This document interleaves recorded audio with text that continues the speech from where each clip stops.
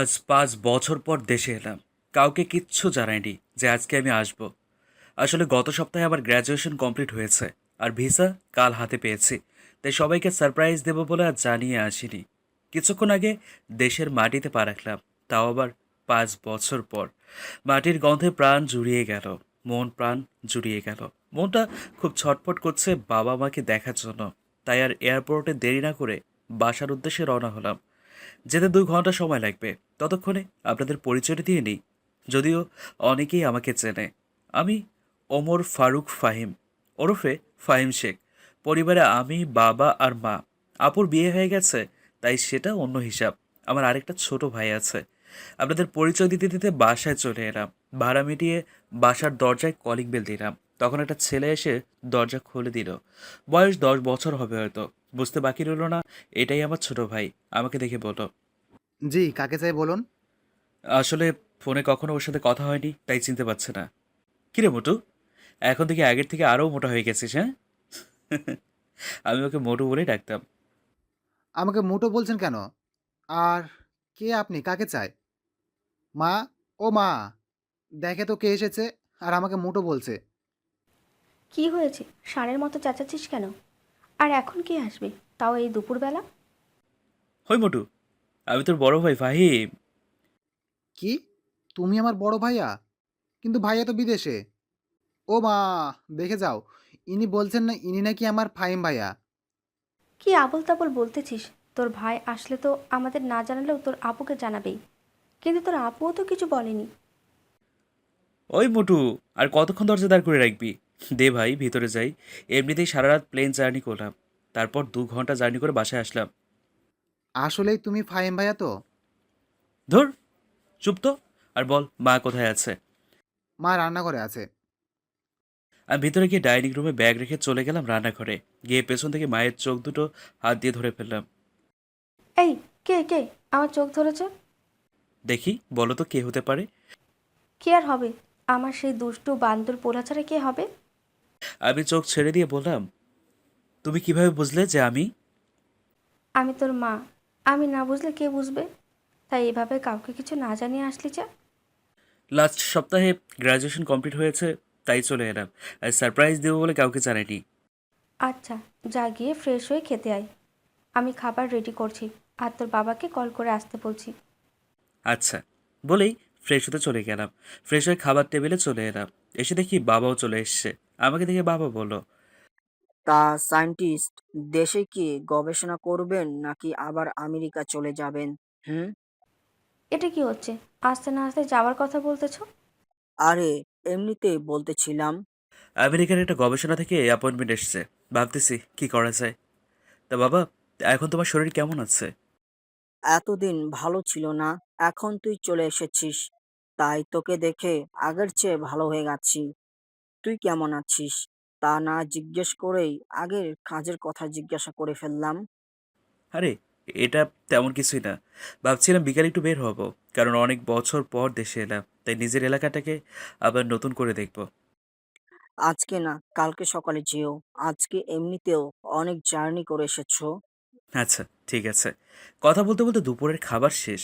এরপর বিছানায় গিয়ে গায়ে এলিয়ে দেওয়ার সাথে সাথেই ঘুমের দেশে তলিয়ে গেলাম। সন্ধ্যায় ঘুম থেকে উঠলাম। উঠে কনফিউশনে পড়ে গেলাম, এখন সকাল নাকি সন্ধ্যা। এরপর বিছানা ছেড়ে উঠে ফ্রেশ হয়ে নিচে নামলাম। তখন মা এসে নাস্তা করতে দিল। তখন শিওর হলাম যে এখন সন্ধ্যা। এরপর নাস্তা করে বের হলাম। অনেক বছর পর সেই চিরচেনা শহরে বের হলাম। এখানে অনেক কিছুই পরিবর্তন হয়েছে। আমার ছোটবেলার অনেক বন্ধুরা এখনও এখানেই থাকে, কিন্তু শহরে অনেক পরিবর্তন হওয়ায় তাদের ঠিকানা খুঁজে পাচ্ছি না। তাই আর আজকে কারোর সাথে দেখা করতে যাব না। কিছুক্ষণ ঘোরাঘুরি করে বাসায় চলে এলাম। ভাবছি আবার যাওয়ার আগে পর্যন্ত বাবার ব্যবসা দেখাশোনা করব। তাই রাতে খাবার টেবিলে বাবাকে বললাম, বাবা, ভাবছি আমিও কাল থেকে অফিস যাব, যতদিন দেশে আছি। আজকে তো মাত্র দেশে আসলি, আর কাল থেকেই অফিসে জয়েন করার কথা বলতেছিস? তো কি হয়েছে? এমনিতেও বাসায় একা একা ভালো লাগে না।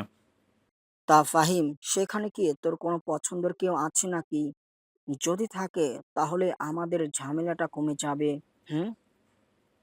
মা, আমি আসতে না আসতে তুমি আবার বিয়ের জন্য উঠে পড়েছো। এমন করলে কিন্তু আমি আগামী সপ্তাহে চলে যাব।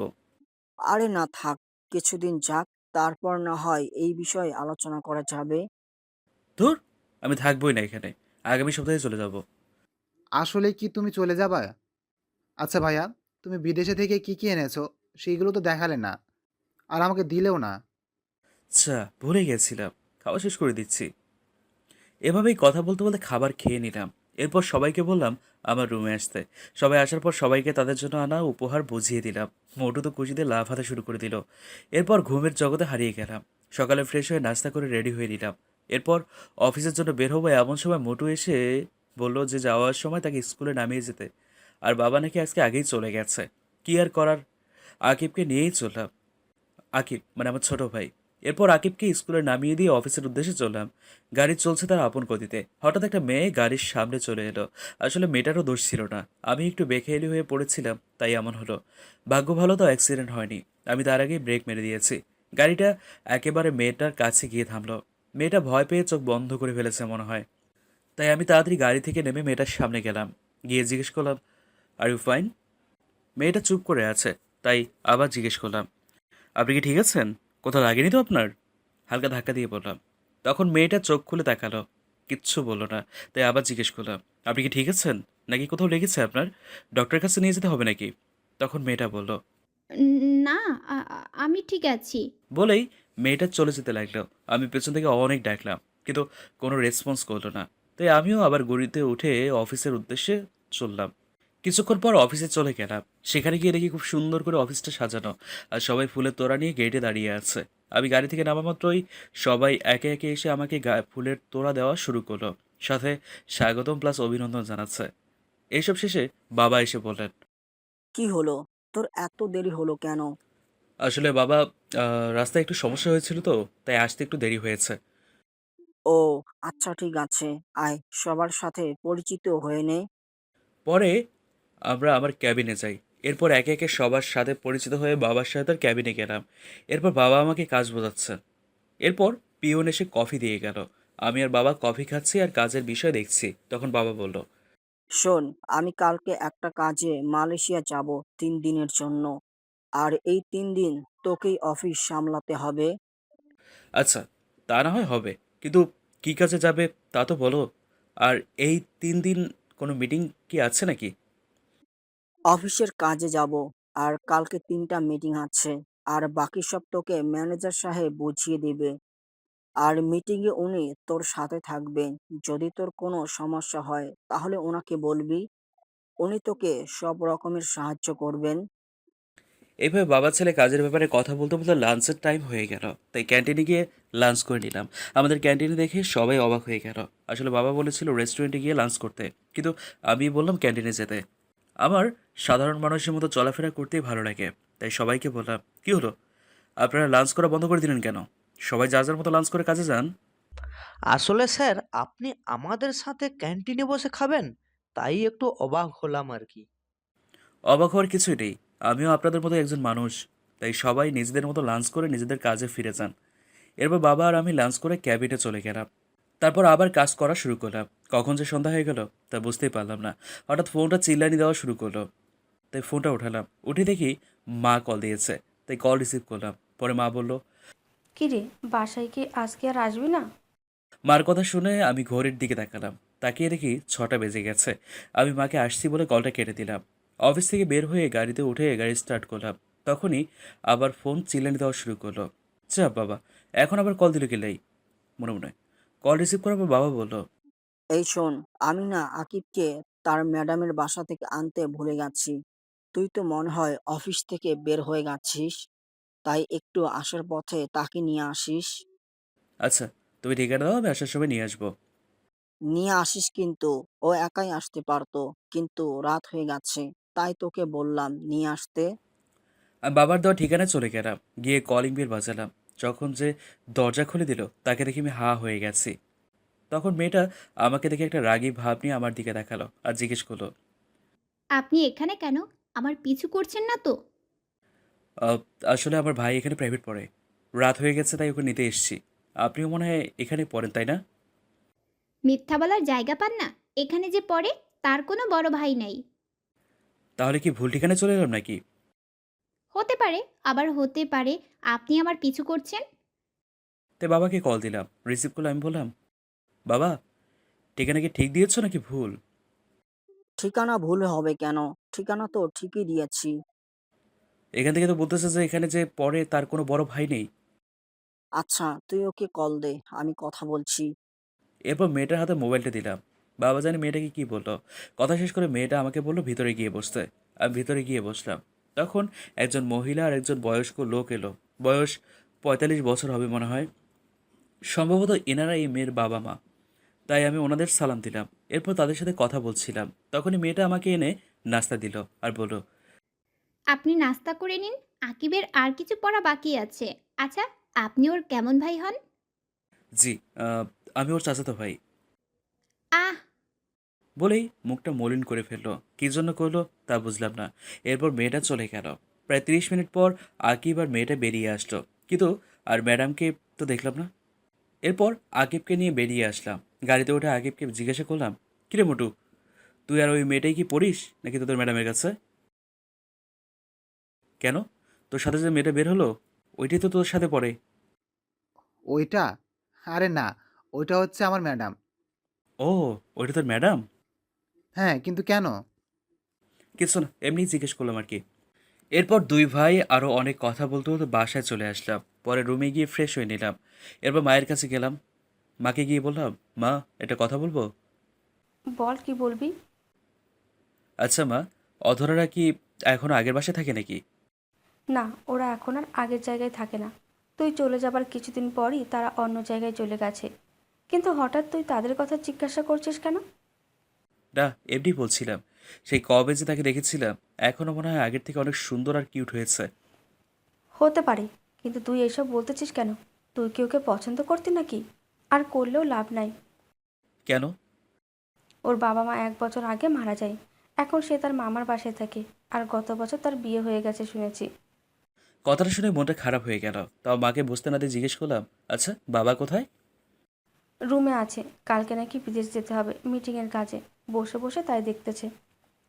আচ্ছা, বলে রুমে এসে পড়লাম। রুমে এসে বসলাম, তখনই একটা মেইল এলো। মেইলটা দেখে অবাক হয়ে গেলাম, কারণ আমাদের একটা এক্সপেরিমেন্ট করার কথা ছিল আর সেটা আগামী মাসের 7 তারিখে শুরু করার কথা ছিল, কিন্তু সেটা নাকি আগামী সপ্তাহে শুরু হবে। শিওর হওয়ার জন্য সিয়ামকে কল দিলাম। সিয়াম আমার classmate. Hello, who are you? Hi Siyam, it's me Fahim. Oh, how are you, dost? I'm fine. Would you received any mail from SST lab? Yeah, just I receive a mail from lab.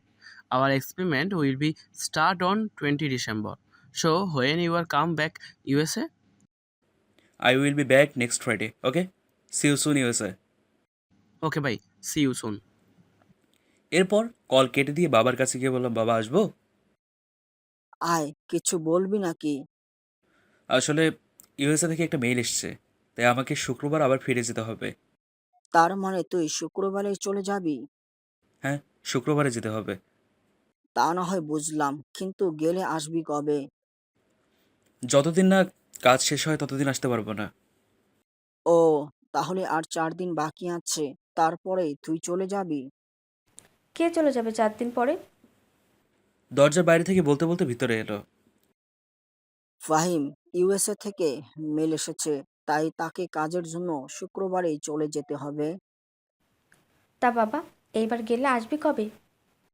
সেটা বলা যাবে মা, যতদিন না কাজ শেষ হয় ততদিন দেশে ফেরা যাবে না। ও, তাহলে তো তোকে যেতেই হবে। এরপর আবার রুমে চলে গেলাম। কিছুক্ষণ মা এসে খাবারের জন্য ডেকে গেল। সবাই একসাথে রাতের খাবার খেয়ে নিলাম। পরে রুমে এসে দিলাম এক ঘুম। সকালে ঘুম থেকে উঠে ফ্রেশ হয়ে রেডি হয়ে নাস্তার টেবিলে চলে গেলাম। নাস্তা করে বাবাকে এয়ারপোর্টে ড্রপ করে আমি অফিসে চলে গেলাম। সকাল 11টায় একটা মিটিং ছিল, সেটা করে নিলাম। এরপর সিএমকে আবার কল দিলাম। মুই ইংলিশ একটু খারাপ, তাই বাংলাতেই বলতেছি। হ্যাঁ ফাহিম, বল। আচ্ছা, তুই আমার টিকিট কনফার্ম কর, আমি শুক্রবার এয়ারপোর্ট থেকে রিসিভ করে নেব। আচ্ছা, তা না হয় করে দিলাম। তা দোস্ত, মেয়েটা কেমন রে? কোন মেয়ের কথা বলতেছিস? যে আমার বন্ধুরা রাতের ঘুম কেড়ে নিয়েছে। ধুর, তুই যে কিসব বলতেছিস না, কিছুই বুঝতেছি না। আচ্ছা এখন বাই, পরে কল দেবো। আচ্ছা, বাই। কল কেটে দিয়ে আবার অফিসের কাজে মনোযোগ দিলাম। সন্ধ্যায় কাজ শেষ করে বাসায় ফিরলাম। বাসায় ঢোকার সাথে সাথেই কিসের সাথে যেন আঘাত লাগলো। খুবই নমনীয় বস্তু, কিন্তু দেয়াল তো শক্ত, এত নরম নয়। বাবা বন্ধ করে কি হয়েছে দেখার জন্য সামনে তাকালাম, তাকিয়ে দেখি আকিবের টিচার মাটিতে পড়ে আছে। দেখে মনে হচ্ছে ব্যথা পেয়েছে, তাই আমি ডান হাত বাড়িয়ে দিলাম। মেয়েটা আবার হাত ধরে উঠে দাঁড়ালো। তখন মা এসে জিজ্ঞেস করলো, কিরে, এখনো পিচ্ছে আছিস নাকি? এইভাবে কেউ চেঁচায় নাকি? কেন? আমি কি খুব বড় হয়ে গেছি নাকি? না, তুমি তো কচি খোকা। আসো, তোমাকে ফিটার খাওয়াই। কিরে মা, তুই হাতে ব্যথা পেলি কিভাবে? আসলে মা, উনি মনে হয় বের হচ্ছিলেন আর আমি ভিতরে আসছিলাম। তখনই আমি ওনার সাথে ধাক্কা খাই আর উনি পড়ে যায়। আর পড়ে গিয়েই মনে হয় উনি হাতে ব্যথা পেয়েছেন। এত বড় হয়ে গেছিস, এখনো দেখে চলাফেরা করতে পারিস না?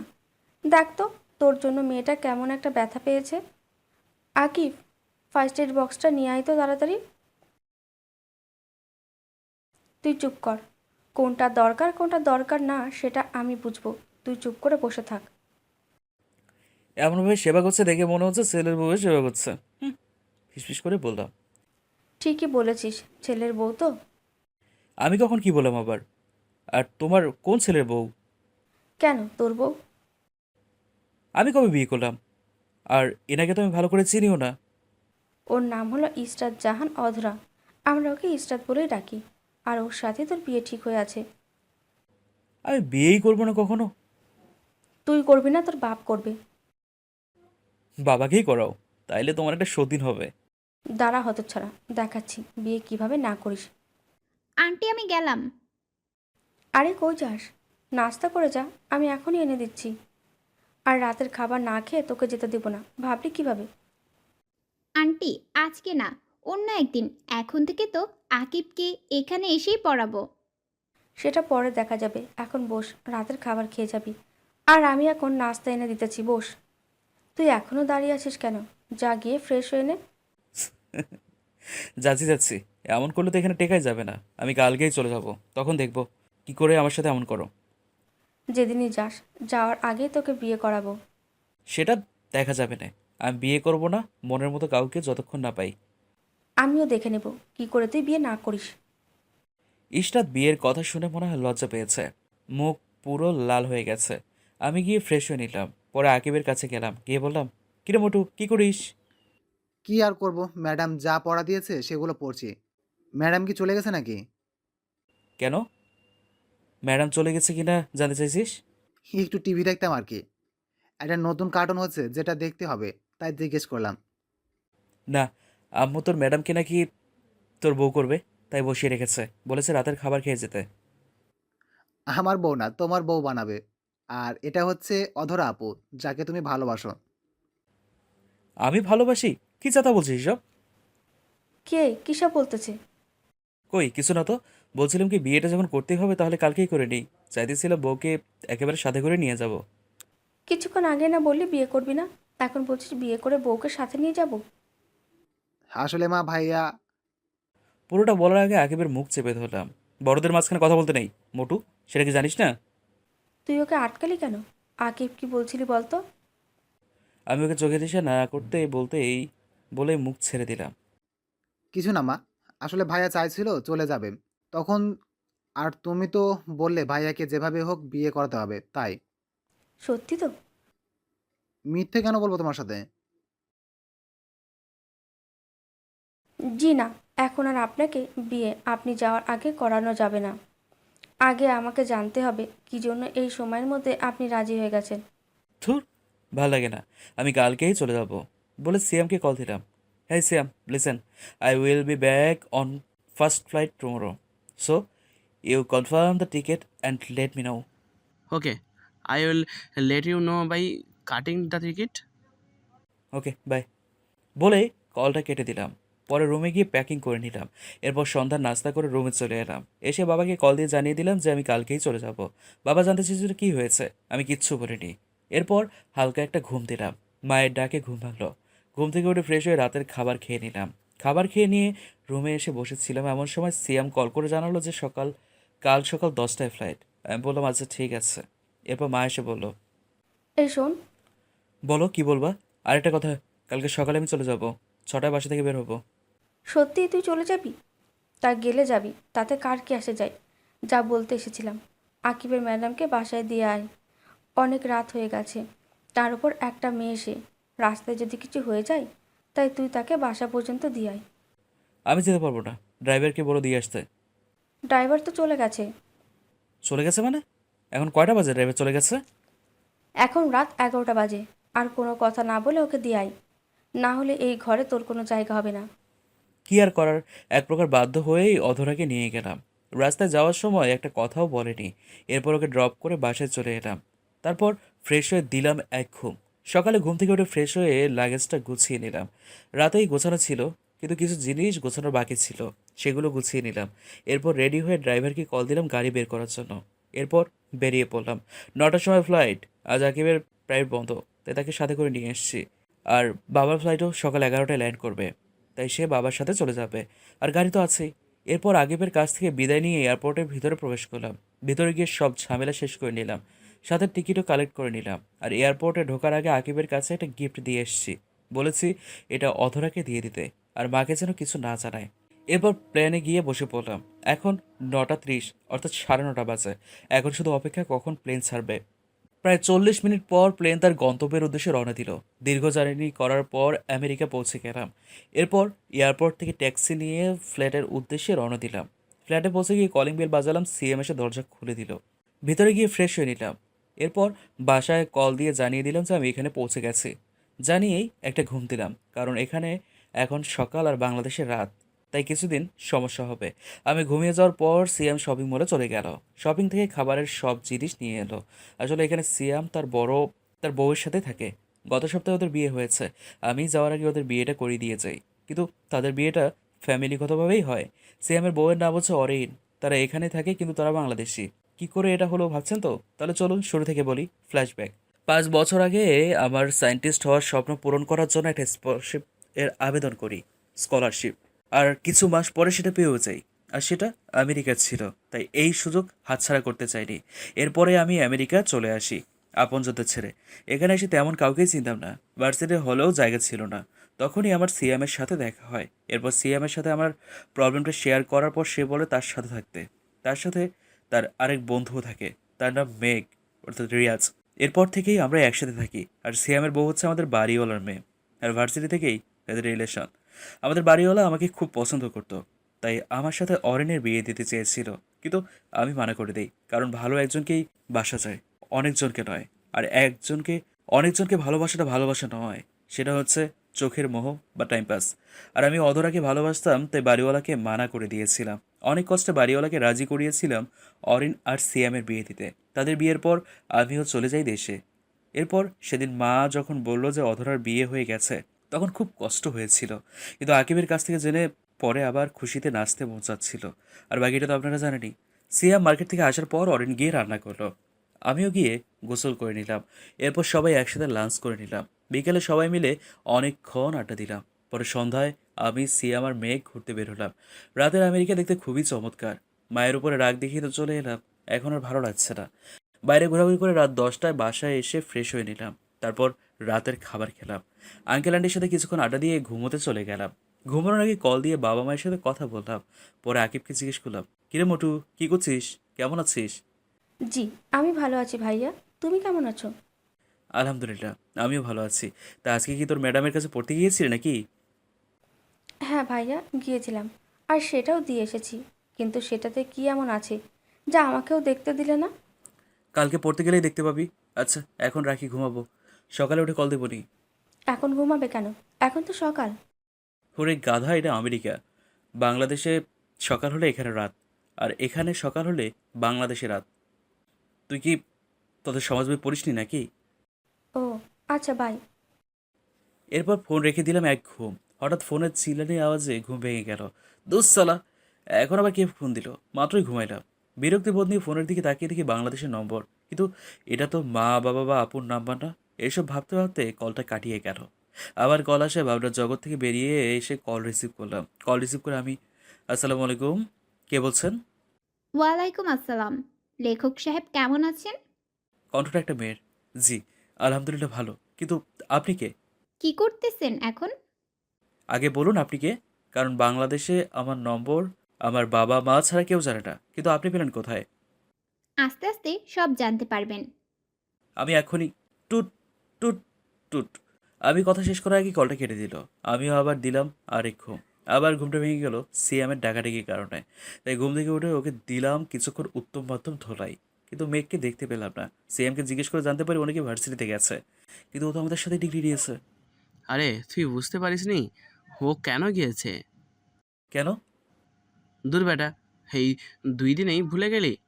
মেক লুইচামি করতে ভার্সিটি দিয়েছে। সালা এখনো ভালো হয়নি, এখনো সেই লুচ্চামি করে। এই লুচ্চামি করতে গিয়ে যে মেয়ে কত মেয়ের হাতে মাইর খাইছে তা হিসাবের বাইরে।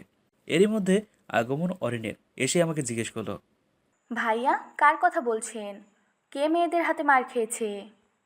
কে আবার? তোমার গুণধর স্বামী। সিয়ামের দিকে তাকিয়ে, ভাইয়া, সত্যি বলছেন তো নাকি? অরিন, তুই আমার ছোট বোনের মতো, আমি তোকে মিথ্যা বলবো? এটা তুই ভাবতে পারলি কি করে? বুঝতে পারছি তোরা কেউ আমাকে দেখতে পারিস না, তাই আমি ঠিক করেছি আমি এখান থেকে চলে যাব। একটু ইমোশনাল ভাবে বললাম। আমার বলা শেষ করে তাকিয়ে দেখে অরিন সিএমকে মারা শুরু করে দিয়েছে, আর সাথে কান্না করতে করতে বলছে, আমি তোকে এত ভালোবাসি আর তুই অন্য মেয়েদের পিছনে ঘুরিস কেন? এখন কি আমাকে আর ভালো লাগে না? আরে ভাইম, এগুলো মজা করে বলেছে, আমি এমন কিছুই করে নাই। তাদের রোমান্টিক ঘটনা দেখে বললাম, হেই তোরা এভাবে থাক বলেই আমি কিছু ছবি তুলে নিলাম। এইসবের মানে কি ভাইয়া? আসলে আরেকবার পরীক্ষা করে দেখে নিলাম যে তোমাদের দুজনের ভালোবাসা এরকমই একই রকম আছে কিনা। তাই বলে তুই এটা করবি? দাঁড়া, দেখাচ্ছি মজা।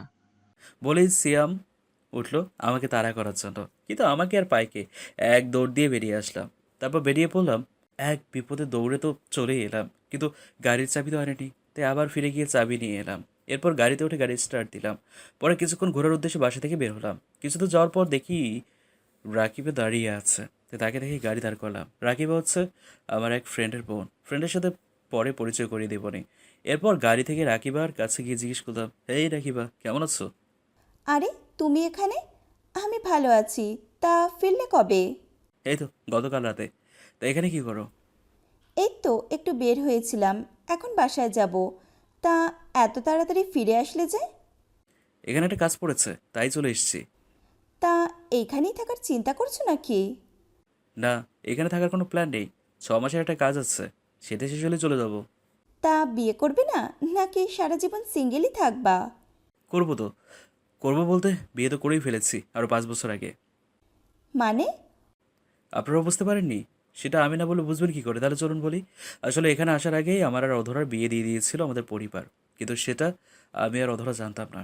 যেদিন বাসায় যাই সেদিনই জানতে পারি বাবার থেকে যে আমার আর অধরার আগেই বিয়ে হয়ে গেছে। শুধু আমার সেটেল হওয়ার জন্য আগে আমাদের জানায় নেই। এখন আমার পড়ালেখা শেষ, প্লাস জবও করি, তাই বলে দিয়েছে। আর মা চেয়েছিল আমি এখানে ব্যাক করার আগে অনুষ্ঠান করে অধরাকে বাড়িতে আনতে। মা মনে করেছিল যে আমি বিয়ের বিষয়ে জানি না, তাই মা বলেছিল যে আকিবের টিচারকেই বিয়ে করতে হবে। আশা করি সবাই বুঝতে পারছেন, সাথে রাকিবও বুঝে গেছে। ও, তাহলে তো একটা ট্রিট পেতেই পারি। মুখটা কালো করে বলল, তা তো দিবই, কিন্তু আজকে না, কালকে। আর চলো এখন তোমাকে তোমার বাসায় নামিয়ে দিয়ে আসি। এরপর রাকিবাকে তার বাসায় নামিয়ে দিয়ে এলাম। পরে সারা দিন ঘোরাঘুরি করে রাতের রেস্টুরেন্টে খাবার খেয়ে বাসায় আসলাম। এরপর দিলাম এক ঘুম। সকালে ফোনের আওয়াজে ঘুম ভেঙে গেল। ফোনের স্ক্রিনে তাকিয়ে দেখি মা কল দিয়েছে, তাই কল রিসিভ করলাম।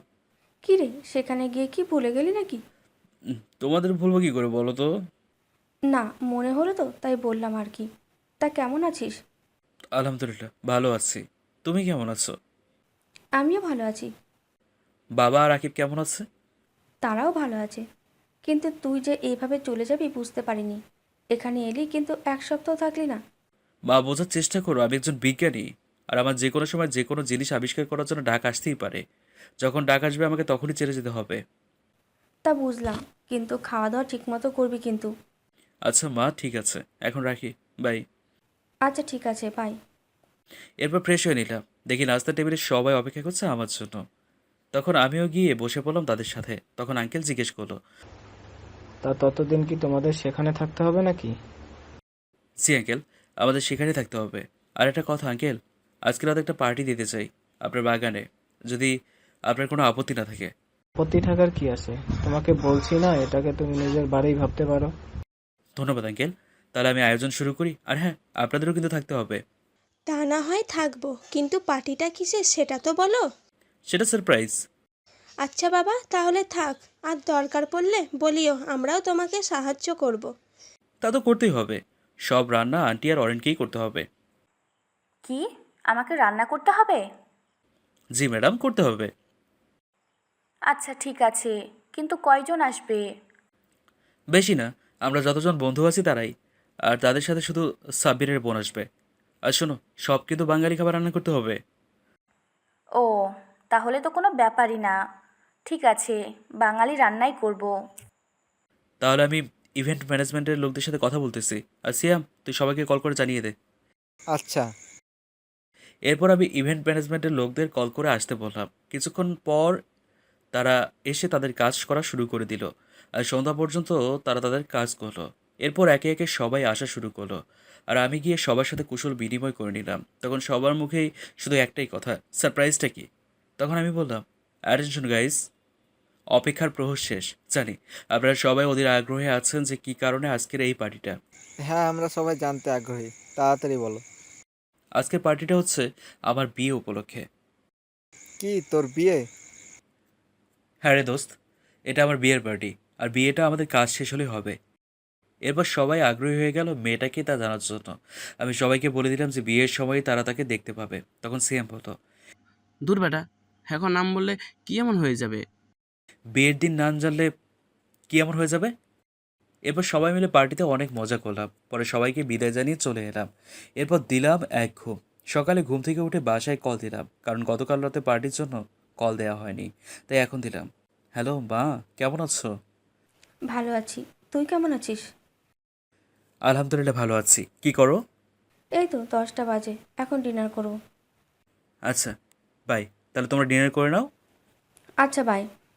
কল কেটে গিয়ে ফ্রেশ হয়ে নিলাম। সকালে নাস্তা করতে যাবো এমন সময় কল এলো। ফোন হাতে নিয়ে দেখি সেই অপরিচিতা মেয়ে, তাই কল রিসিভ করলাম না। নাস্তা করতে চলে গেলাম। নাস্তা করে এসে দেখি 20টা মিসড কল। চেক করে দেখি সবগুলোই ওই অপরিচিত মেয়েটাই দিয়েছে। দেখতে দেখতে আবার মেয়েটা কল দিল, তাই রিসিভ করলাম। তখন মেয়েটা বলল, ওই, আপনি নিজেকে কি মনে করেন? হ্যাঁ, আমি নিজেকে অনেক কিছুই মনে করি, কিন্তু আপনি কান্না করছেন কেন? জানেন আমি কতটা চিন্তা করছিলাম আপনি কল ধরছিলেন না বলে। আপনি কেন আমার জন্য চিন্তা করবেন? কলটা কেটে দিল কেন? কোনো উত্তর না দিয়ে চিন্তায় পড়ে গেলাম। কে এই মেয়েটা?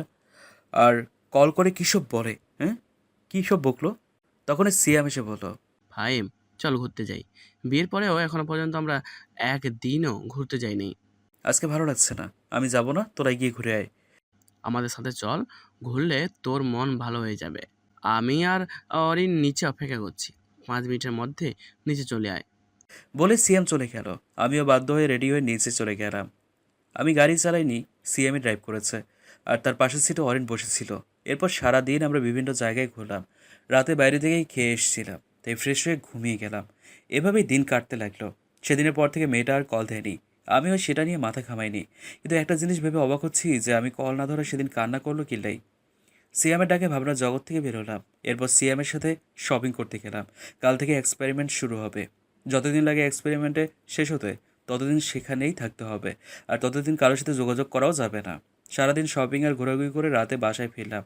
রাতের খাবার খাওয়ার আগে বাসায় কল দিয়ে সবার সাথে কথা বলে নিলাম, কারণ জানি না আবার কবে তাদের সাথে কথা বলতে পারবো। তাদের জানিয়ে দিলাম যে কাল থেকে আমার কাজ শুরু হবে। এরপর কথা শেষ করে খেয়ে দিলাম এক ঘুম। সকালে ঘুম থেকে উঠে ফ্রেশ হয়ে নিলাম। আজকে আমি খুব খুশি। আজকে আমি আমার কর্মজীবনে পা দেব।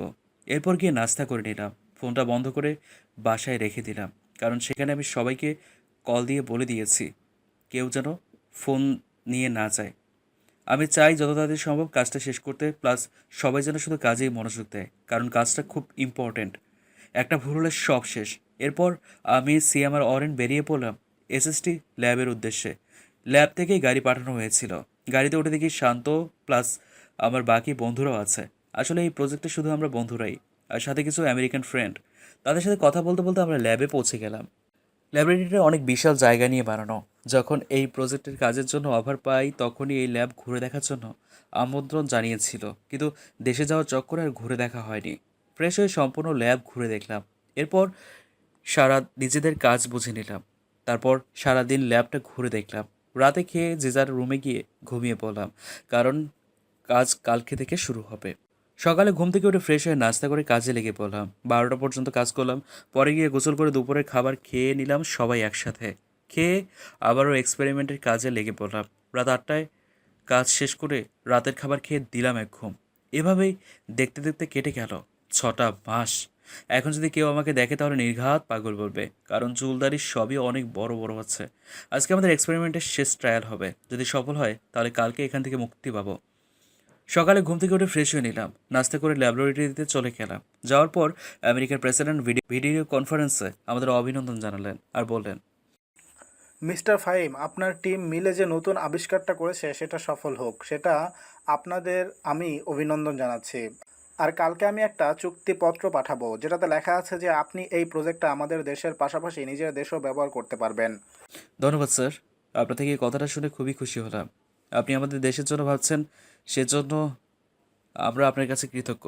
এরপর ওনার সাথে কথা শেষ করে প্রজেক্টের ফাইনাল টেস্ট করলাম এবং সফল হলাম। এরপর সেটা নিয়ে আমেরিকার প্রেসিডেন্টের উদ্দেশ্যে রওনা দিলাম।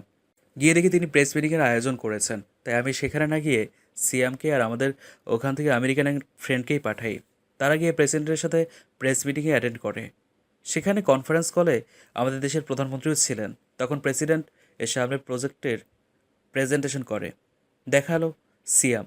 তখনই বাঁধলো এক বিপদ। প্রেসিডেন্ট ও প্রধানমন্ত্রী আমাকে খোঁজা শুরু করে দিল।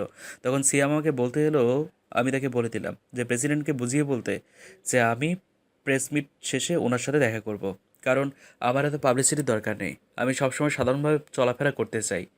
এরপর প্রেস মিট শেষে আমরা সবাই গিয়ে ওনার সাথে দেখা করলাম। উনি খুবই রাগ করলেন যে আমি কেন মিটিংয়ে ওনার সাথে আসিনি কেন।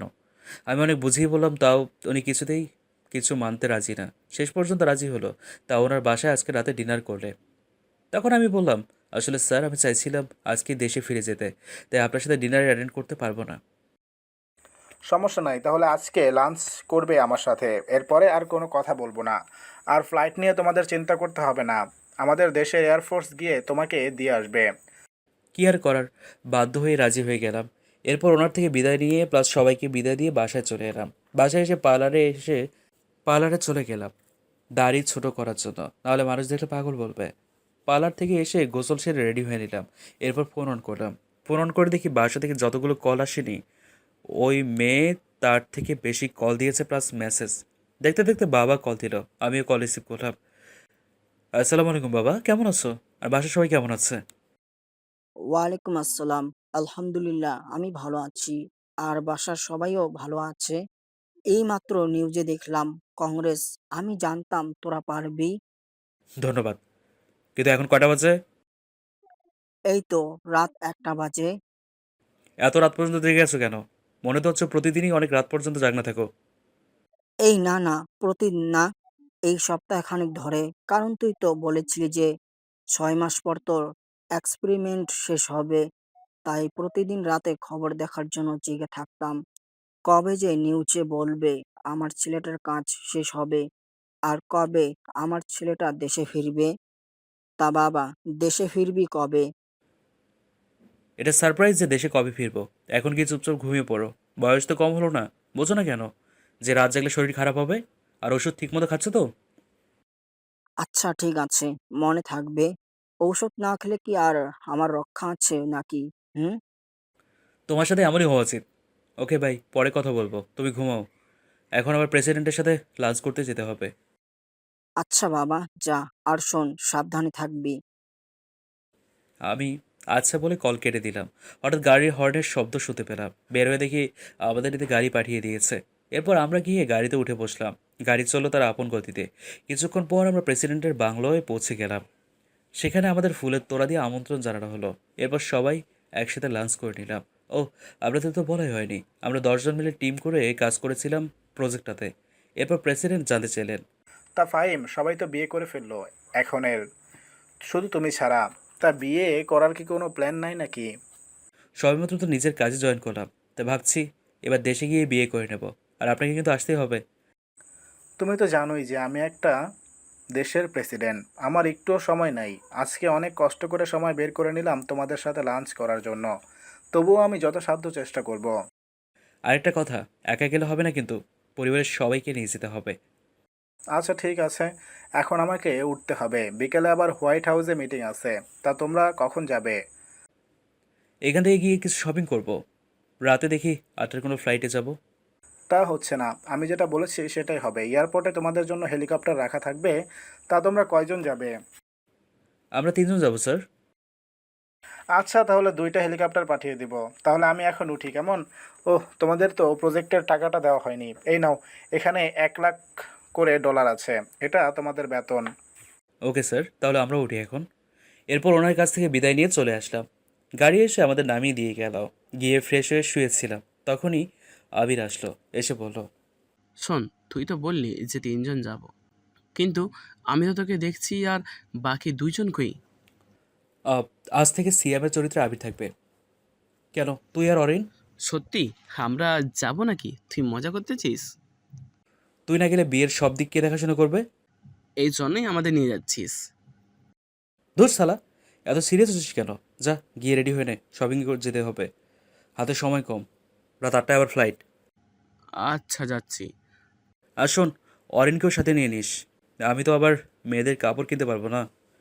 আচ্ছা, ঠিক আছে। কিছুক্ষণ পর আমরা 3 জনে বেরিয়ে পড়লাম শপিংয়ের উদ্দেশ্যে। শপিং করতে করতে প্রায় ঘন্টা সময় লেগেছে। এখন 6:30 বাজে, তাই সুটকেস গুছিয়ে নিচ্ছি। যা কেনাকাটা করলাম সেগুলো একটাতে নিলাম, আর আমার কাপড় চোপড় একটাতে নিলাম। 7টায় বের হলাম এয়ারপোর্টের উদ্দেশ্যে, কারণ এখন রাস্তায় জ্যাম থাকতে পারে। 7:30 অর্থাৎ 4:30টায় আমরা এয়ারপোর্টে পৌঁছে গেলাম। এরপর এয়ারপোর্টের ঝামেলা মিটিয়ে ভিতরে প্রবেশ করলাম। আমাদের লাগেজগুলো কুরিয়ারে দিয়ে দিলাম। এরপর এয়ারপোর্টের ভিতরে গাড়ি করে আমাদেরকে হেলিকপ্টার পর্যন্ত নিয়ে যাওয়া হলো। এরপর আমাদের জন্য রাখা হেলিকপ্টারগুলোতে আমরা উঠলাম। আমি একটাতে উঠলাম, আরেকটাতে আবির আর অরেন উঠেছিল। এরপর হেলিকপ্টার উড়াল দিল আমাদের নিয়ে। দীর্ঘ 18 ঘন্টা পর আমরা বাংলাদেশের মাটিতে নামলাম। এরপর পাইলটদের বিদায় দিয়ে এয়ারপোর্টে প্রবেশ করলাম। আমাদের লাগেজগুলো আগে এসে গিয়েছিল। এরপর সেগুলো কালেক্ট করে নিলাম। এয়ারপোর্টের কাজ সারতে সারতে আরও 1 ঘন্টা লেগে গেল। দুপুর হয়ে এসছে এখানে। এয়ারপোর্ট থেকে বের হয়ে একটা গাড়ি নিলাম। গাড়ি নিয়ে বাসার উদ্দেশ্যে রওনা দিলাম। বাসায় যেতে 3 ঘন্টা লাগলো। ঢাকা শহরের এই জ্যাম একবার শুরু হলে শেষ হওয়ার নাম নেয় না, তাই যেতে যেতে সময় লাগলো এত। গাড়ির ভাড়া মিটিয়ে নিলাম। পরে কলিং বেল বাজালাম, মা এসে দরজা খুলে দিল। দরজা খোলার পর আমাকে দেখে এসে জড়িয়ে ধরলো। আমিও জড়িয়ে ধরে কান্না করে দিলাম। এর 6 মাসে একদিনও কথা বলতে পারিনি। এরপর মাকে আবির আর অরণের সাথে আলাপ করিয়ে দিলাম। এরপর আমরা ভিতরে গেলাম, গিয়ে ফ্রেশ হয়ে নিলাম। রুমে গিয়ে আর আবিরদের গেস্ট রুমে নিয়ে আসলাম আর বললাম ফ্রেশ হয়ে নিতে। নিজে এসে মাকে জিজ্ঞেস করলাম, মা, আকিব কই? ওকে দেখছি না যে। ওর ম্যাডামের বাসায় গেছে পড়তে, এখনও আসেনি। আর তার উপরে ওর ম্যাডামও নাকি অসুস্থ। ও আচ্ছা, তা বাবা কি ওকে নিয়ে ফিরবে নাকি আমি গিয়ে নিয়ে আসবো? যাবি বলতেছিস যখন যা, ভাইকেও নিয়ে আয় আর নিজের বউকেও দেখে আয়। হাজারো কিছুদিন অসুস্থ ছিল বলে কথা। মা, তুমি আবার শুরু করলে? এরপর অরিন আর আবিরকেও বললাম চলতে। তাদের নিয়ে চললাম আকিবকে আনার উদ্দেশ্যে। গাড়িতে ওঠার পর আবির জিজ্ঞেস করলো, কিরে, আমরা এখন কোথায় যাচ্ছি রে? আবার ছোটো ভাইকে আনতে। সে কোথায় থাকে রে? বাবা মায়ের সাথে থাকে। এখন তাকে প্রাইভেট থেকে আনতে যাচ্ছি। আরও একটা কারণ আছে সেখানে যাওয়ার, কিন্তু সেটা সারপ্রাইজ। ওকে, সারপ্রাইজ হলে আর কি করার। এখন তাহলে অপেক্ষায় এতই করতে হবে? এরপর গাড়ি নিয়ে বেরিয়ে পড়লাম আকিবের ম্যাডামের বাসার উদ্দেশ্যে, মানে আমার হবু বউয়ের বাসার উদ্দেশ্যে। মিনিট 10 পরে আমরা আমাদের গন্তব্যে পৌঁছে গেলাম। গাড়ি থেকে নেমে সিঁড়ি বেয়ে 3 তলায় চলে গেলাম। গিয়ে কলিং বেল বাজালাম। যিনি দরজা খুলে দিল ওনাকে দেখে পরিচিত মনে হলো না, তাই জিজ্ঞেস করলাম। তিনি জানালেন যে অধরারা নাকি গত মাসে এখান থেকে চলে গেছে। এরপর তাদের নিয়ে একটা রেস্টুরেন্টে গিয়ে বসলাম। পরে মাকে কল করে বললাম, মা, আকিবের টিচারটা কি বাসা চেঞ্জ করে ফেলেছে নাকি? এই দেখ, তোকে বলতেই ভুলে গেছি। আসলে তুই তাড়াহুড়ো করে চলে গেলি তো, তাই বলতে পারিনি। তারা এখন তোর বাবার অফিসের সামনে যে নীল ভবনটা আছে না, ওইটার 3 তলায় থাকে। আর ওদের ফ্ল্যাট নাম্বার হচ্ছে 8। এরপর মায়ের দেওয়া ঠিকানায় চলে গেলাম। গিয়ে কলিং বেল বাজালাম। অধরার মামি এসে দরজা খুলে দিল। আমি ওনাকে সালাম দিলাম। সালামের জবাব নিয়ে তিনি আমাদের ভেতরে বসতে বললেন। আমরাও ভিতরে গিয়ে বসলাম, কিন্তু আর কাউকে তো দেখতে পাচ্ছি না। তখন আন্টিকে জিজ্ঞেস করলাম, আচ্ছা আন্টি, আকিবের কি পড়া শেষ হয়ে গেছে নাকি? তার পড়া তো কখন শেষ হয়ে গেছে। তুমি আসবে বলে তাকে বসিয়ে রাখা হয়েছে। মনে হয় ওর ম্যাডামের সাথে গল্প করতেছে। তা বাবা, তোমার আসতে এত লেট হলো যে? আসলে আন্টি, আমি আজকেই ফিরেছি তো, আর আমি জানতাম না যে আপনারা বাসা চেঞ্জ করেছেন। আমি আপনাদের আগের বাসায় গিয়ে জানতে পারি যে আপনারা বাসা চেঞ্জ করেছেন। পরে মায়ের কাছ থেকে ঠিকানা নিয়ে এখানে আসলাম, তাই লেট হয়ে গেছে। ও, কথা বলতে বলতে তো এগুলোই দেওয়া হলো না। আন্টি, এগুলো নিন। গিফটের ব্যাগগুলো হাতে ধরিয়ে দিয়ে বললাম, এগুলো কি আছে? আজকে আমি এসেছি তো, তাই সকলের জন্য কিছু উপহার এনেছি। আসলে গতকাল একেবারে বেতন পেয়েছিলাম তো। এসবের কি কোনো দরকার ছিল নাকি? থাক না আন্টি, আমারও তো ইচ্ছে হতেই পারে। আচ্ছা আন্টি, আমি গিয়ে দেখি আকিব কী করতেছে। আচ্ছা যাও, আমি ওনাদের নাস্তা এনে দিচ্ছি। আবির প্লাস অরিন। না, আন্টি, এসবের কোনো দরকার নেই। তা বললে তো হবে না। প্রথমত তোমরা প্রথমবার আমাদের বাসায় এসেছো, দ্বিতীয়ত তোমরা ওর ফ্রেন্ড, তাই কোনো না শুনবো না বলেই আন্টি তাদের জন্য নাস্তা আনিতে চলে গেল। আমিও অধরার রুমের দিকে চলে গেলাম। দরজার কাছে পৌঁছাতেই শুনতে পেলাম আমার কি দিয়ে যেন কথা হচ্ছে ম্যাডাম আর ছাত্রের মধ্যে। রীতিমতো ঝগড়া লাগার উপক্রম। আমি তাদের এই তর্ক বিতর্ক দেখে হাসতে লাগলাম। পরে ভিতরে প্রবেশ করলাম। আমাকে দেখে দুজনই অবাক। আমাকে দেখে আকিব এসে জড়িয়ে ধরে বলল, ভাইয়া তুমি কখন এলে? এই তো মিনিট 10 হলো। তা তোর পড়া কি শেষ হয়েছে নাকি? হ্যাঁ, কিন্তু কেন? পড়া শেষ হলে বাইরে যা, গিয়ে দেখ আমার ফ্রেন্ডরা বসে আছে, তাদের সাথে গিয়ে কথা বল। আমার কিছু কথা আছে তোর ম্যাডামের সাথে। আচ্ছা ভাইয়া, বলে আকিব ব্যাগ নিয়ে বাইরে চলে গেল। এখন কেমন আছেন? শুনলাম আপনি কি অসুস্থ ছিলেন। আলহামদুলিল্লাহ ভালো আছি। তা আপনি দেশে কবে এলেন? এই তো আজকে দুপুরে আসলাম, এসে এখানে এলাম। আচ্ছা চোখটা বন্ধ করুন তো, আপনার জন্য একটা উপহার আছে। চোখ বন্ধ করলে দেখব কিভাবে? আন্দে বন্ধ করুনই না। এরপর অধরা চোখ বন্ধ করলে আমি তাকে তার জন্য আনা চেনটা তাকে পরিয়ে দিলাম। সাথে সাথে ঠাস, অধরা আমাকে চড় মারলো। কিন্তু কেন মারলো? আপনার সাহস কি করে হয় আমাকে চেন পরানোর? আপনি কি জানেন না প্রাপ্তবয়স্ক ছেলে কোনো প্রাপ্তবয়স্ক মেয়ের শরীর ছোঁয়ার কোনো অধিকার নেই বিয়ের আগে? চেনটাই তো পরিয়ে দিলাম, এতে এত রিয়েক্ট করার কি আছে? এটা আমেরিকা নয় যে যা ইচ্ছা তাই করা যাবে। এখানে একটা মেয়ে একটা ছেলের হাত ধরে হাঁটলেও মেয়েটাকে দোষী করা হয়, আর সেখানে আপনি... আচ্ছা সরি। ততক্ষণে আবির, অরিন ও অধরার মামি এসে জিজ্ঞেস করতে লাগলো, কি হয়েছে, এভাবে চেঁচালো কেন অধরা? আসলে আমি বলার আগে অধরা বলল কিচ্ছু হয়নি, আর আপনি এখন আসতে পারেন, আমাকে বলল। এরপর সেখান থেকে চলে আসি। বের হয়ে আকিবকে বলি বাবাকে কল করে বলতে ড্রাইভারকে পাঠিয়ে দিতে ওদের নেওয়ার জন্য। আবির আমাকে জিজ্ঞেস করলো, তুই আবার এখন তুই আবার এখন কই যাবি? এখন তো রাত অনেকটা হয়ে গেছে। একটু কাজ আছে, তুই ওদের সাথে চলে যা। বলে আমি গাড়ি নিয়ে সেখান থেকে সোজা নদীর পাড়ে চলে আসি। এদিকে আকিব বাবাকে কল করে গাড়ি পাঠাতে বললে বাবা বলেন, গাড়ি পাঠাবো কেন? হুম? বাবা, ভাই এসেছিল, তোমায় বাসায় এসে বলবো। এখন তাড়াতাড়ি গাড়ি পাঠাও। আমার সাথে ভাইয়ার বন্ধু আর ওনার বউ দাঁড়িয়ে আছে। ফাহিম না তোকে আনতে গেছে? আচ্ছা, আমি গাড়ি পাঠিয়ে দিচ্ছি। আর তোর ভাই কোথায় যাচ্ছে কিছু কি বলে গেছে নাকি? আচ্ছা, বলে কল কেটে দিলেন। পর ড্রাইভারকে বলে দেন আকিবকে নিয়ে আসতে। এদিকে আমি নদীর পাড়ে এসে একটা বেঞ্চিতে বসে পড়লাম। খুব খারাপ লাগছিল। কি এমন করেছিলাম যার জন্য আমাকে এইভাবে আমার বন্ধু ও তার বউয়ের সামনে অপমান করলো? কিছুক্ষণ পর মনে হলো পেছনে এসে একটা গাড়ি দাঁড়ালো, তাই পেছনে তাকালাম। দেখলাম বাবা গাড়ি থেকে নামলেন, নেমে আমার দিকে এগিয়ে এলেন, এসে আমার পাশে বসলেন। বসে আমাকে উদ্দেশ্য করে বললেন, তোর মন খারাপ কেন, জানতে পারি কি? কিছু হয়নি বাবা। আমার ছেলেটা আজ এত বড় হয়ে গেছে, এখন নিজের দুঃখ নিজের মধ্যে চেপে রাখতে জানে, আর আমাকেও এখন সেটা বলতে চায় না। বাবা তেমন কিছুই না। যদি কিছু নাই হতো তাহলে এই রাতের বেলা এই নদীর পাড়ে এসেছিস? হুম? আর কি লুকানোর চেষ্টা করছিস? আমি সবটাই জানি।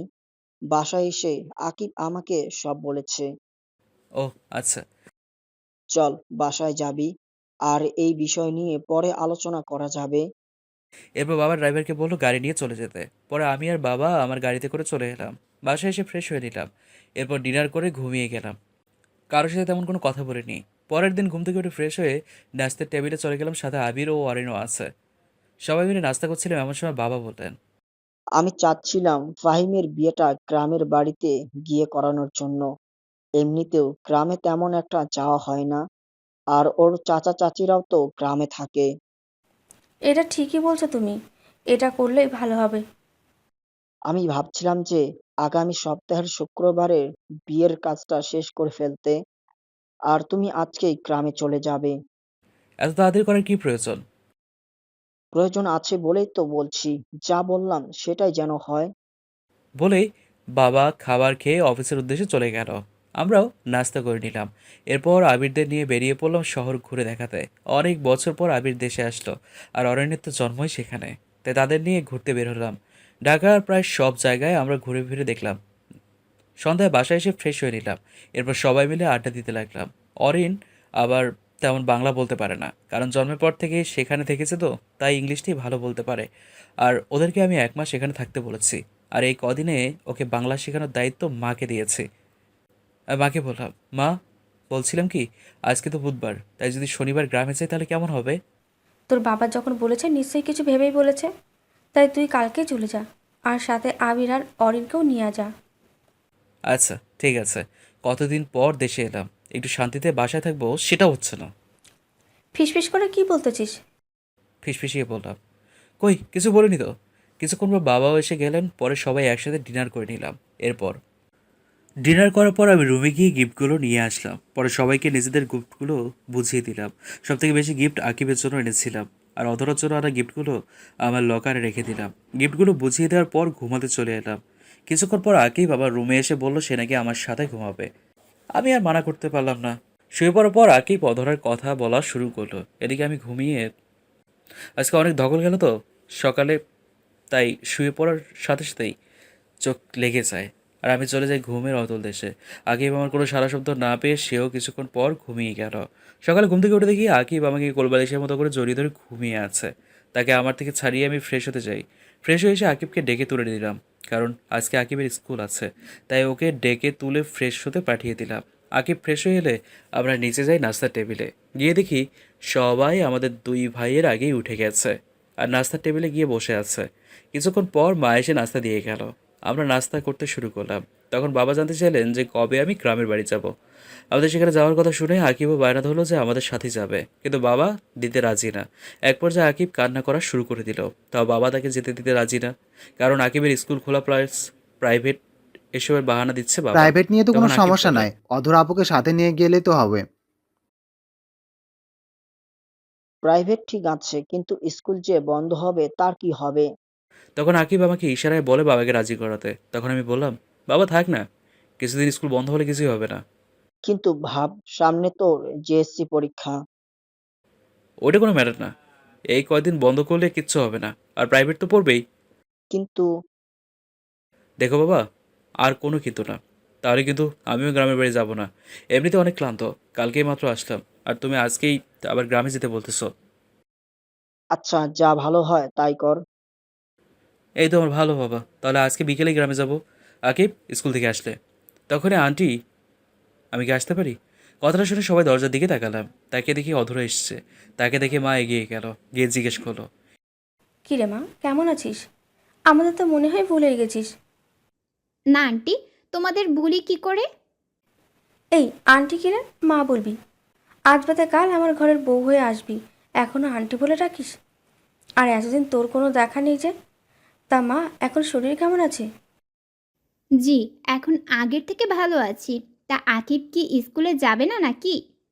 হ্যাঁ যাবে তো। আকিব যা, গিয়ে রেডি হয়ে নে তাড়াতাড়ি। আর তুই আয়, এসে নাস্তা করে নে। না আন্টি, মানে মা, এখন কিছু খাবো না। তা বললে তো হবে না, এখন তোকে তো না খাইয়ে দিব না। আয় আকিব, রেডি হয়ে আস্তে আস্তে খেয়ে নে। এরপর অধরা এসে খাবার টেবিলে বসে পড়লো, সবার সাথে কুশল বিনিময় করে নিল, প্লাস আকিব আর অরেনের সাথেও পরিচিত হয়ে নিল। ততক্ষণে আমি আমার রুমে এসে রেডি হয়ে নিলাম। নিচে গিয়ে বললাম, আকিবকে বললো স্কুল থেকে এসে রেডি হয়ে আসতে থাকতে, আমরা সন্ধ্যায় রওনা দেব। মাকে বললাম, আবির চল একটু বের হবো। আয় আকিব, রেডি হয়ে আস্তে আস্তে খেয়ে নে। আচ্ছা, আর শোন, তোদের সাথে অধরা যাবে, ও না থাকলে আকিব পড়বে কিভাবে? তুমি ওভার মতো শুরু করে দিয়েছো। সেখানে আমরা ঘুরতে যাচ্ছি, সেখানে কি পড়ালেখা করবে ও? সেখানে আমরা ঘুরবো, আর ওনারা আমাদের সাথে যেতে হবে কেন? আমি কিছু জানি না, তোর বাবা বলে গিয়েছে। ধুর, ভাল লাগে না। ওই আবির, দাঁড়িয়ে আছিস কেন, চল। এরপর আমি আর আবির বেরিয়ে পড়লাম। আসলে এখানে ওয়ার্ডের পরার মতো কোনো সালোয়ার বা শাড়ি নেই, তাই আবিরকে নিয়ে গেলাম। প্রথমে ব্যাংকে গেলাম টাকাগুলো ভাঙিয়ে নিতে, পরে আবিরকে নিয়ে মলে গিয়ে কিছু কেনাকাটা করে নিলাম। আর চাচাতো ভাই বোনদের জন্য কিছু উপহার কিনে নিলাম, আর ছোটোগুলোর জন্য খেলনা আর কিছু চকলেটও কিনলাম। ফুফাতো ভাই বোনের জন্য সেম জিনিসই কিনলাম। এরপর দুপুরে আমরা দুজনেই লাঞ্চ করে নিলাম বাইরে। বাসায় আসতে আসতে বিকেল হয়ে গেল। আসলে রাস্তায় যে পরিমাণ জ্যাম তা বলে বোঝানো যাবে না। সেখানে যেতে 30 মিনিট সময় লাগার কথা, সেখানে যেতে সময় লাগে 1.5 ঘন্টা। বাসায় এসে ফ্রেশ হয়ে একটু রেস্ট নিয়ে নিলাম। কখন যে চোখ লেগে গেছে বুঝতেই পারিনি। হঠাৎ মনে হলো কেউ যেন আমাকে ডাকছে, তাই চোখ খুলে তাকালাম। তাকিয়ে দেখি অধরা আমাকে ডাকছে। তখন আমি বললাম, কী হলো? আপনি আমার রুমে কেন? কেউ দেখলে কি বলবে? আর আমাকে ডাকছিনি বা কেন? তখন অধরা বলল, আসলে মা বলেছে আপনাকে ডাকতে, প্রায় সন্ধ্যা হয়ে গেছে তো। আর আপনি তো বলেছিলেন যে সন্ধ্যায় রওনা দেবেন। আমি বললাম, আচ্ছা ঠিক আছে, আপনি যান এখন, নাহলে লোকে আপনাকে খারাপ মনে করবে। এরপর অধরা আর কিছু না বলে চলে গেল। আমি আকিবকে ডাক দিলাম। কিছুক্ষণ পর আকিব চলে এলো। আমি তাকে বললাম যে সবাইকে বলতে রেডি হয়ে নিতে আর আমার লাগেজটা গুছিয়ে দিতে। আকিব বলল, আমার লাগেজ নাকি গোছানো আছে।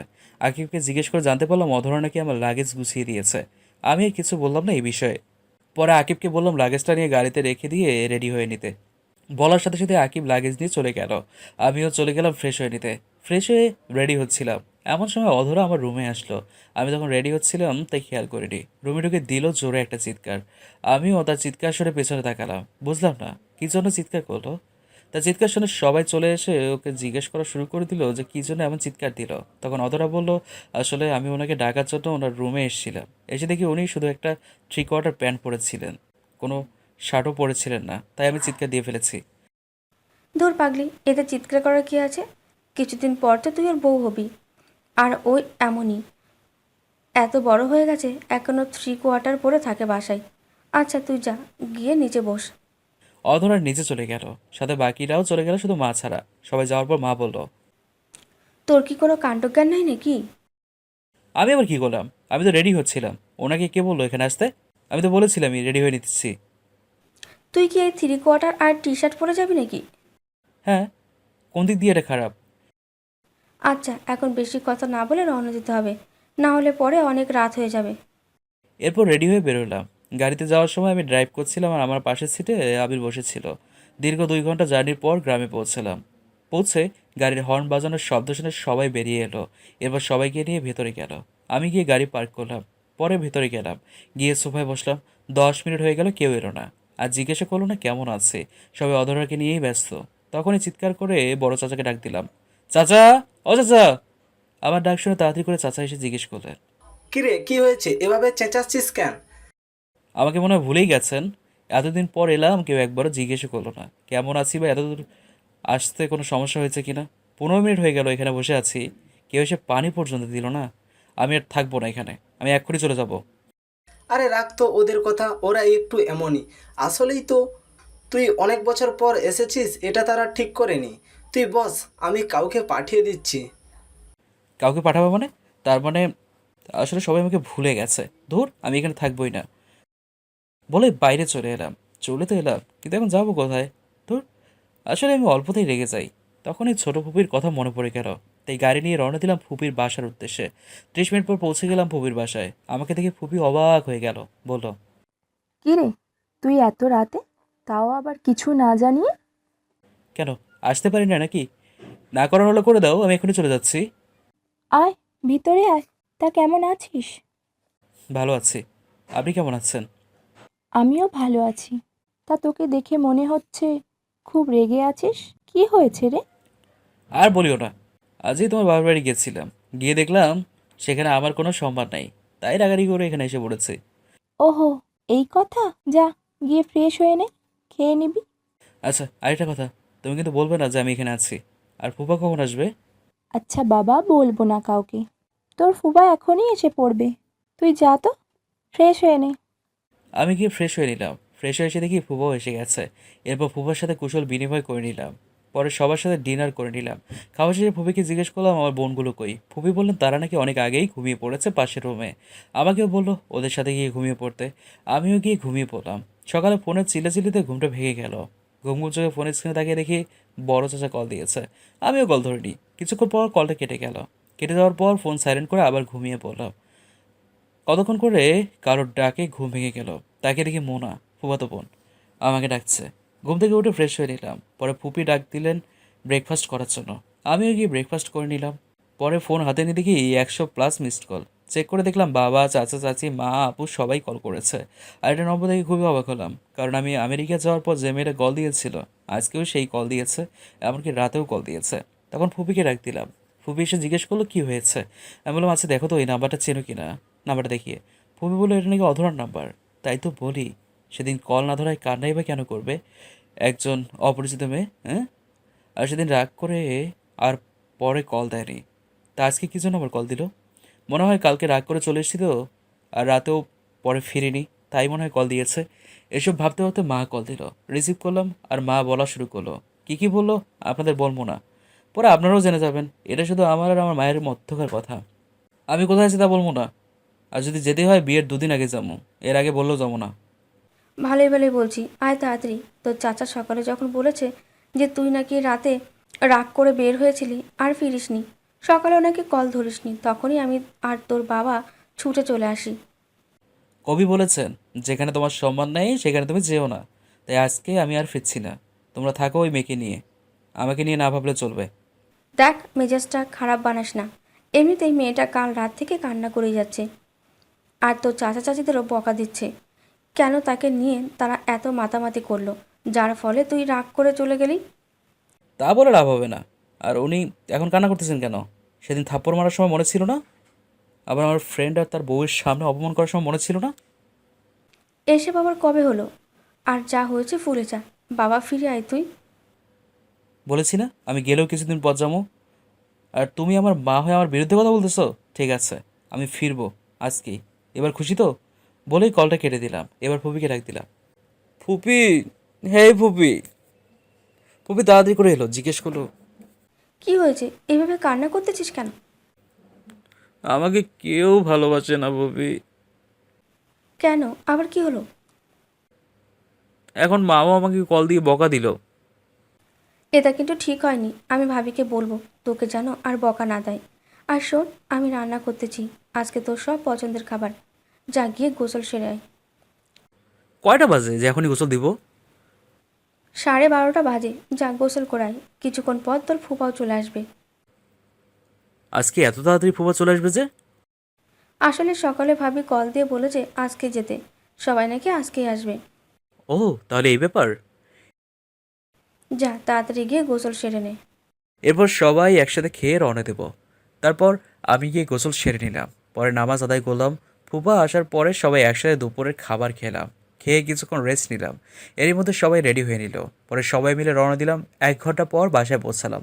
আসলে ভাই কি বলবো, রাস্তায় যে পরিমাণ জ্যাম, তার উপরে আবার রং সাইড দিয়ে লোকেরা গাড়ি ঢুকিয়ে দেয়, যার ফলে জ্যামের সৃষ্টি হয়। আর ট্রাফিক পুলিশও নিজেদের কাজ ঠিকমতো করে না, শুধু দেখে কিভাবে টাকা খাওয়া যায়। আর এই জ্যামের কারণে 30 মিনিটের জায়গায় 1 ঘন্টা লাগলো। বাসায় এসে দেখি সবাই মিলে ডাইনিং রুমে বসে গোল মিটিং করছে। ভেতরে ঢুকে তাদের কাছে গেলাম, তাদের রিয়াকশন দেখে মনে হতেছে এখানে কেউ নেই। তখন বললাম, ধুর, কেউ কি কথা বলবা না নাকি? সবাই চুপ, কেউ কিচ্ছু বললো না। ধুর, এভাবে কল করে ডেকে এনে এখন কিচ্ছু বলছে না। থাকো তোমরা, আমি ফিরে গেলাম আবার। এইবার আর আসবই না, গিয়েই আমেরিকা চলে যাব। আবির, তোরা কি থাকবি নাকি আমার সাথে যাবি? সরি রে, আমরা এখানেই থাকছি, তুই চাইলেও যেতে পারিস। তুই বন্ধু নামে কলঙ্ক, থাক তুই, আমি গেলাম। বলেই চলে আসতে নিলাম, তখনই ঝড়ের গতিতে কে জানি এসে আমাকে জড়িয়ে ধরলো। আমিও ধাক্কা সামলাতে না পেরে মাটিতে পড়ে গেলাম। আর যে জড়িয়ে ধরেছিল সে আমার উপরে পড়েছে। চোখ খুলে তাকিয়ে দেখি যে আমাকে জড়িয়ে ধরেছে সে আর কেউ নয়, অধরা। এদিকে তো লজ্জায় আমার মাথা কাটা যাচ্ছে। সবাই বলে ছেলেদের লজ্জা থাকতে নেই। আপনারাই বলুন তো মিয়া, একটা মেয়ে যদি ছেলেটার পরিবারের সবার সামনে এভাবে জড়িয়ে ধরে, তাহলে তো ছেলেটা লজ্জা পাবেই। আমার ক্ষেত্রেও সেটাই হয়েছে। কোনো রকমে ওকে ছাড়িয়ে উঠিয়ে দাঁড় করালাম। যেই একটা থাপ্পড় দিয়ে যাবো তখনই চোখ বন্ধ করে নিল। মেয়েটার মুখটা দেখে কেমন যেন বুকের বাপাসটা নড়াচড়া করে উঠল। তাই আর থাপ্পড় দিলাম না, সরাসরি জিজ্ঞেস করলাম, কী হলো? শুনলাম কার রাতে নাকি কিছুই খাওননি। অধরা তখন চোখ খুলে তাকিয়ে জবাব দিল, কে বললো? আমি খাইনি, আমি তো রাত্রিবেলাও খেয়েছি। তার মানে সবাই আমাকে মিথ্যে বলেছে? তুমি আমার মা হয়ে আমার সাথে এটা করতে পারলা? আরে সত্যিই বলেছি, ও কাল থেকে কিছুই খায়নি, শুধু কান্না করেছে। 1 মিনিট, তুই দাঁড়িয়ে আছিস কেন? তুই না চলে যাচ্ছিস? তাহলে চলে যা। কে আমার ছেলেটাকে বের করে দিচ্ছে দেখি তো। কথা শুনে পিছনে তাকিয়ে দেখি মেজো ফুপি, ফুপা আর ওনার মেয়েরাও এসছে। আমি একটু কান্না কান্না ভাব নিয়ে ফুপিকে বললাম, দেখো ফুপি, আমি এতদিন পর বাসায় আসলাম আর আমাকে বাসা থেকে বের করে দিচ্ছে। এটা তো ঠিক না। আমার বাবাটা কত বছর পর এসেছে, আর তোমরা ওর সাথে এমন করছো কেন? সাথে কি আর করছি? ছেলেটা এখন অনেক বদলে গেছে, কথায় কথায় রাগ করে। আগে কতই ভালো ছিল, এখন কিছু বললে ভাবি, রাগ করে চলে বোঝেন যায়। না কেন? এটা ওদের বংশগত। দেখেন না ওর বাবা চাচাদেরই কি রাগ, তাহলে ওর হবে না কেন? আর তুই যা, তোর রুমে যা তো। শুধু তুমি বললে বলে আজকে গেলাম না, তাহলে চলে যেতাম। আর তোমরা কি দরজা দাঁড়িয়ে থাকবে নাকি? ওই মুরগির ডিম, কেমন আছিস? দেখো, ভালো হবে না কিন্তু। আমারও একটা সুন্দর নাম আছে। ভাবি দেখো না, ভাই আমাকে কী সব বলছে। তুই আবার ভাবি পাইলি কই? আমি তো তোরে বিয়ে করব, জানোস না তুই? ফুপি, ওকে কি বলো নাই ধুর, নাকি? হ্যাঁ, মজা বাদ দে তো। যা, তোর রুমে যা, আমরাও গিয়ে ফ্রেশ হয়ে নিই। ফুপিরা চলে গেল ফ্রেশ হতে, আমি আমার রুমে চলে গেলাম। রুমে গিয়ে ফ্রেশ হয়ে নিলাম। ফ্রেশ হয়ে বের হয়ে দেখি আমার গাড়ির চাবিটা টেবিলের উপর নেই। তখনই চেঁচিয়ে মাকে ডাক দিলাম। মা এসে বললেন, কি হয়েছে? ষাঁড়ের মতো চেঁচাচ্ছিস কেন? সাদে গিয়ে চেঁচাচ্ছি? আমার রুমে কে এসেছিল? আর আমার গাড়ির চাবি কই? যে তোর রুম এসেছিল সেই গাড়ির চাবি নিয়ে গেছে। সেটাই জানতে চাইছি, কে আমার রুমে এসেছিল? সেটা আমি কি করে বলবো? আমি কি তোর রুমের সিকিউরিটির গার্ড নাকি? বলেই মা হর্ন নিয়ে চলিয়ে গেল।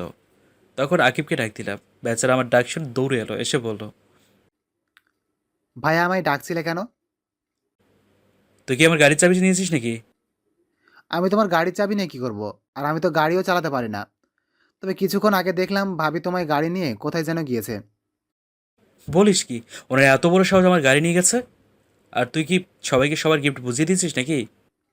না ভাইয়া, আজকে নাকি বড় ফুপি আর সেজ ফুপি আসবে রাতে। আর তারা আসলে সবাইকে একসাথে দিয়ে দিবে। আচ্ছা, এখন কয়টা বাজে রে?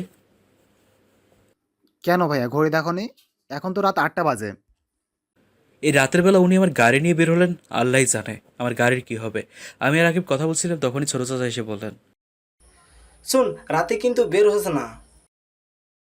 কেন চাচা? আর বলিস না, এলাকার পোলাপান সব নষ্ট হয়ে গেছে। যাকে পায় তার কাছ থেকেই সব রেখে দেয়।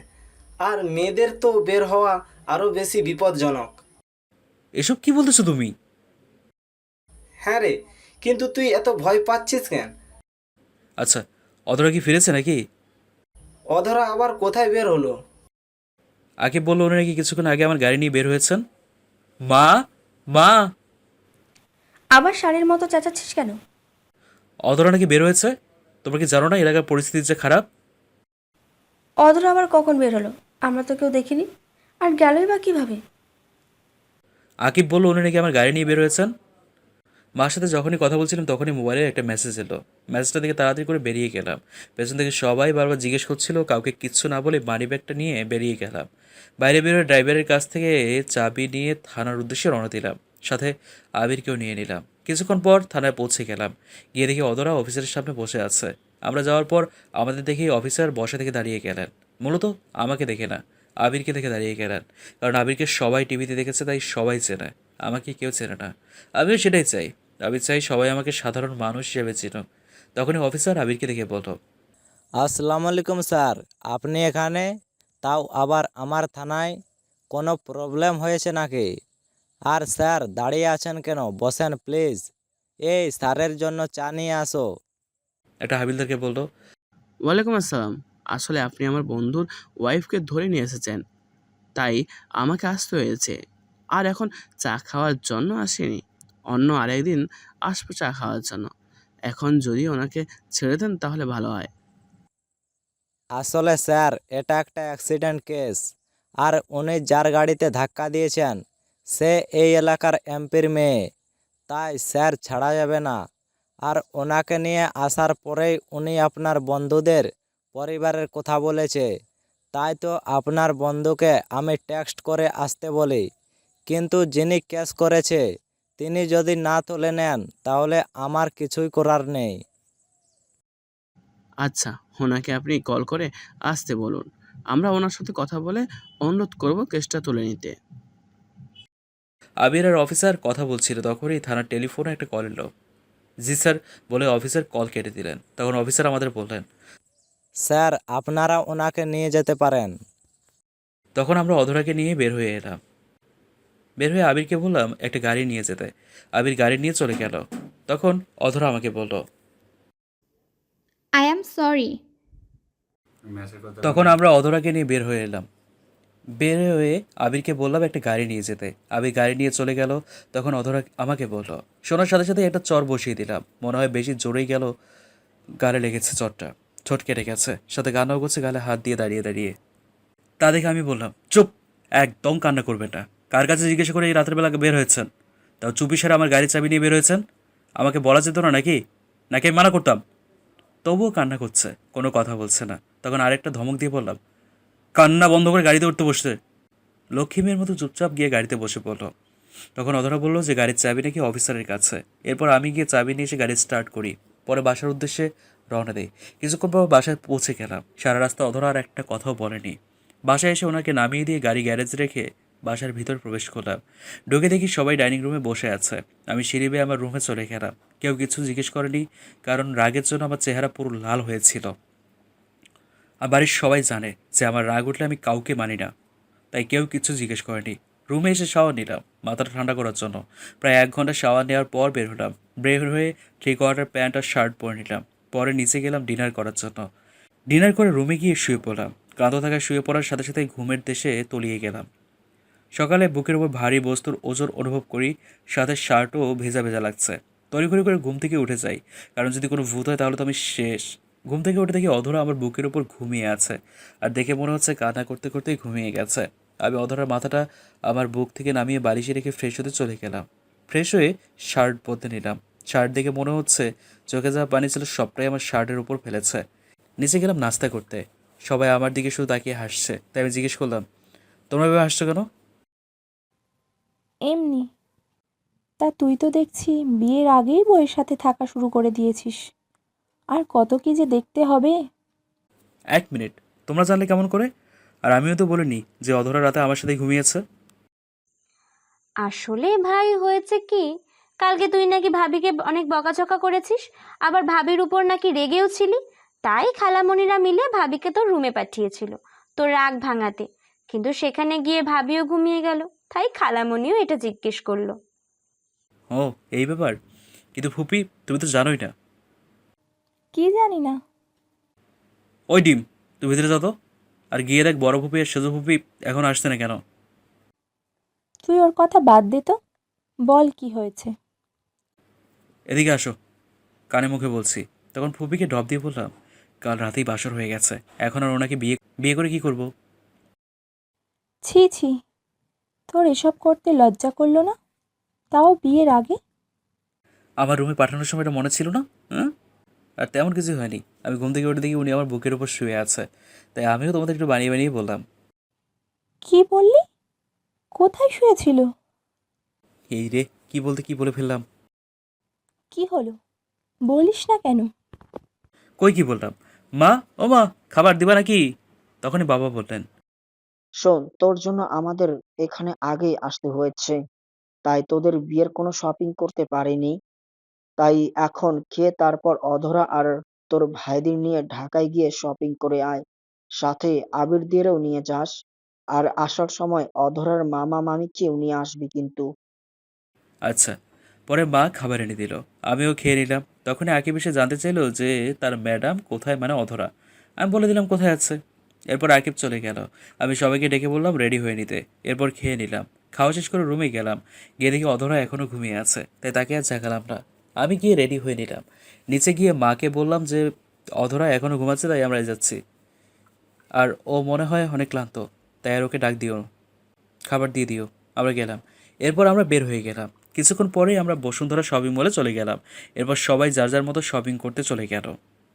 আমি, আবির আর অরিন একদিকে গেলাম শপিং করার জন্য।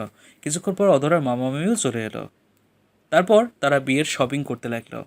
আমার জন্য একটা নীল পাঞ্জাবি নিলাম বিয়ের দিন পরার জন্য। আর অধরার জন্য একটা লেহেঙ্গা নিলাম নীল রঙের, সাথে ম্যাচিং করে নীল পাথর বসানো চুড়ি আর একটা নেকলেস নিলাম। বাকিগুলো স্বর্ণের নিলাম। এরপর সবাই মিলে রেস্টুরেন্টে গিয়ে দুপুরের খাবার খেয়ে নিলাম। তারপর সবাইকে নিয়ে দিয়ে কিনে জিনিসগুলো গাড়িতে উঠালাম আর তাদের বললাম গাড়িতে বসতে। পরে আমি আর আবির জুয়েলারি শপে এলাম। সেখান থেকে অধরার জন্য একটা ডায়মন্ডের আংটি কিনলাম। বিয়ের দিন রাতে এটা তাকে পরিয়ে দেবো। এরপর সেটা আমার পকেটে নিয়ে বিল পে করে চলে এলাম। এরপর বাসার উদ্দেশ্যে রওনা দিলাম। বাসায় পৌঁছতে পৌঁছতে সন্ধ্যা হয়ে গেল। বাসার সময় আবার বাড়ির সব মেয়েদের জন্য ফুচকাও নিয়ে এলাম, সাথে করে অধরার মামা মামিকেও নিয়ে এলাম। এরপর সবাই মিলে ফুচকা খেলো। যে তত তাড়াতাড়ি পাচ্ছে তত তাড়াতাড়ি খাচ্ছে। বুঝি না মেয়েরা ফুচকাতে কী এমন মধু পায় যে এভাবে ঝাঁপিয়ে পড়ে ফুচকা দেখলে, হ্যাঁ? এরপর সবাই মিলে বিয়ের পোশাক দিতে লাগলো। সবশেষে মা জিজ্ঞেস করলো যে কিছু বাকি আছে কিনা। আমি বললাম 2 লক্ষ টাকার শপিং করেছি। এরপরও যদি বলো কিছু বাকি থাকে তাহলে পুরো শপিং মলটাই নিয়ে আসতে হবে। এরপর সবাই একসাথে রাতের খাবার খেয়ে যে যার মতো করে ঘুমাতে চলে গেল।